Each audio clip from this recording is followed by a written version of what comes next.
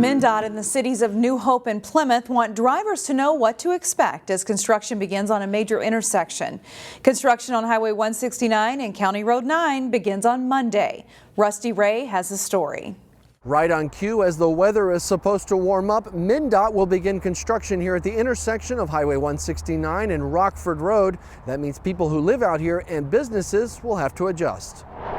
Starting Monday, the Rockford Road overpass will be closed as MnDOT will spend the next several months rebuilding the interchange. It will include new ramps, new traffic signals on either side, and sidewalks for walking and biking across. The staff at New Hope Church nearby has spent months letting worshipers know what to expect. We have been communicating that the project is starting, and we'll continue to do so, and even had some social media posts about it on our Facebook page and Instagram.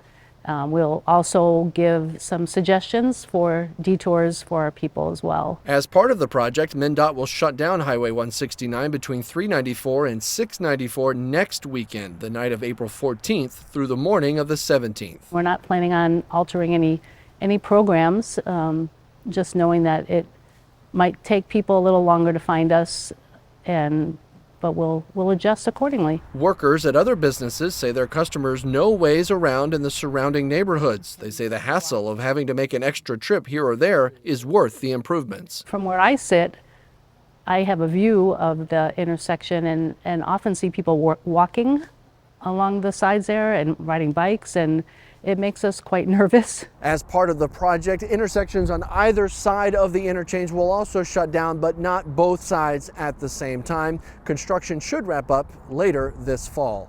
In New Hope, Rusty Ray, CCX News. The project will also add more turn lanes and more lanes on the ramps at the intersection. We've got more information about the construction timeline on our website, ccxmedia.org. Robbinsdale passed a resolution this past week supporting ranked choice voting for state and federal elections. There's a bill in the legislature that would allow cities to decide whether to implement ranked choice voting in local elections. And it would allow cities to use ranked choice voting in state and federal elections if they wish. Under ranked choice voting, voters rank their top 3 candidates. If it's passed and signed into law, Minnesotans could see ranked choice voting start to be used in 2026. Minnesota would be the 3rd state behind Alaska and Maine to adopt ranked choice voting. A student artist right in our own backyard is taking home a big national award for her artwork inspired by her father's traumatic brain injury. Perpich senior Aaron O'Daniel won a silver medal, and as reporter Sarah Allen explains, it's high praise for a painting that's not only technically impressive, but very personal too. That one is based off of the woman on the cover of the song. Many times, artist Erin O'Daniel takes inspiration for her artwork from music. When I listen to songs, I get ideas for art pieces, so I rely a lot on music for my ideas. But something else was the inspiration for the high school senior's award-winning painting. My dad, 2 weeks before my senior year here, he actually got a TBI, a traumatic brain injury from a biking accident. And that kind of threw me for a loop.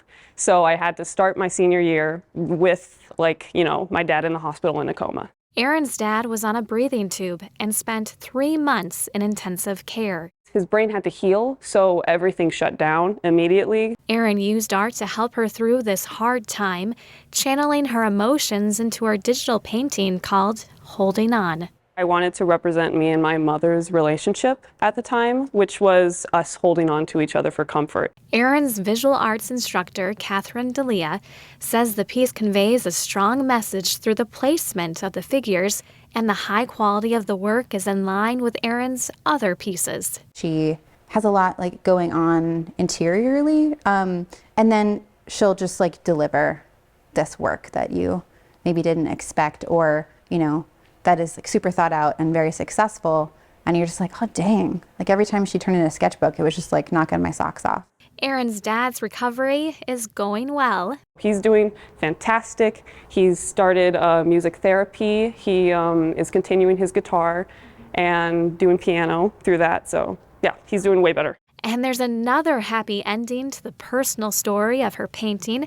She won a national award. I wasn't really thinking of showing people it or whatever, but it's, I'm very happy that that was the one that won. In Golden Valley, Sarah Allen, CCX News. The craft beer industry continues to be a competitive one where only the strong survive. Heavy Rotation Brewing is celebrating its first anniversary this weekend, and they are the only brewery in Brooklyn Park. Going through some old photos, can't believe it's already been a year. And someone commented, like, feels like you guys have been there forever with all the stuff that you do. And one of those big things is the Wednesday meat raffle. Co-owner Ken Smith says the meat raffle is one of the most popular events that the brewery hosts. Heavy Rotation Brewing started out only being open a few days a week, but now they're open 7 days a week with an event featured almost every day. It's better than anything we could have imagined, to be honest with you. We're excited to see what year 2, 3, 4, 5, 6, however long we're here, right? We hope to be here for the long term. And if year 1's any indication, we're not going anywhere, right? So this weekend, the brewery is planning a whole weekend of events that ranges from yoga to a meat raffle to, of course, a new beer release. 2 Golden Valley filmmakers keep finding success with their film Freshwater. This weekend, you have a chance to watch the film that will air on TPT.